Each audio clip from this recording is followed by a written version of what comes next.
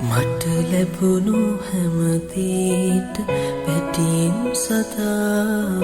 වටිනාම දීවෝයා පෙර පිනට මුණ ගැහුණ